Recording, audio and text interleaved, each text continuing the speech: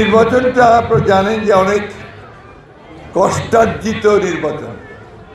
কষ্টার্জিত কেন বলছি, যেটার জন্য আমাদের দীর্ঘ 15 বছর আমাদেরকে সংগ্রাম করতে হয়েছে, লড়াই করতে হয়েছে, আমাদেরকে অনেক মূল্য দিতে হয়েছে, ত্যাগ স্বীকার করতে হয়েছে। এই নির্বাচনের জন্য, ভোটারের অধিকার নিশ্চিত করার জন্য আমরা আন্দোলন করেছি।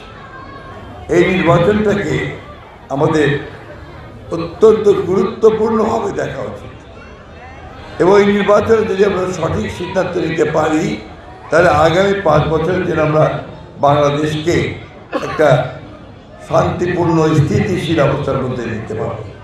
কিন্তু যদি এই নির্বাচনে আমরা সঠিক সিদ্ধান্ত নিতে ব্যর্থ হই, তাহলে আবার সেই বিপদের মধ্যে আমরা পড়ব।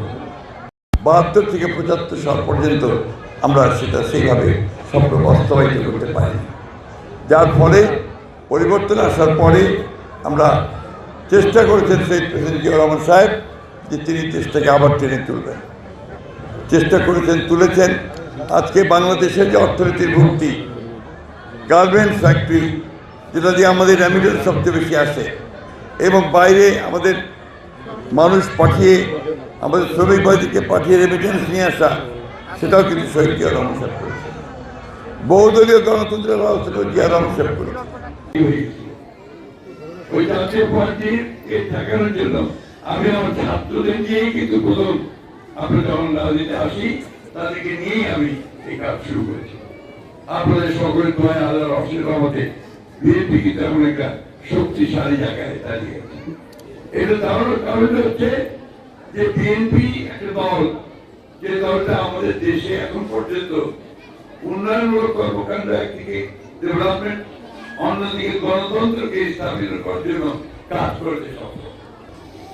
আমরা সেই দল, যে দল আমাকে ডেমোক্রেসিকে আপলোড করার জন্য আমরা জেলে যাই, আমরা কষ্ট করি, মামলা খাই, মারা যাই, গুলিবিদ্ধ হই, নিখোঁজ হই, কিন্তু আমরা মাথা নত করে চলি না।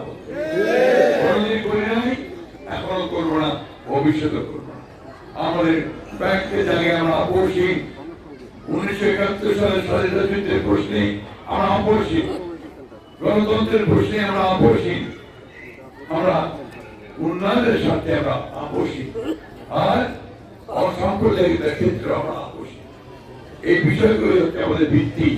এই ভিত্তিগুলোকে নিয়ে আমরা সামনে দিকে যেতে জায়গা, শান্তিপূর্ণ জায়গা।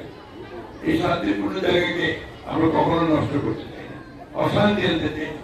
এখানে আমরা হিন্দু, মুসলমান, বৌদ্ধ, খ্রিস্টান সবাই একসাথেই বড় হয়েছে, একসাথেই মানুষ হয়েছে। তো এখানে আমরা সবসময় অসাম্প্রদায়িকতার একটা আবহাওয়া এখানে তৈরি হয়ে আছে। এটা আমাদেরকে সবসময় মেনটেন করতে হবে। আর কেউ যদি সেখানে সাম্প্রদায়িকতা সৃষ্টি করতে চায়, তারা আমাদের ঠাকুর গায়ে, আমাদের বাংলাদেশে কল্যাণ করছে না। ভোট দিব কিসে ধানের শীষে।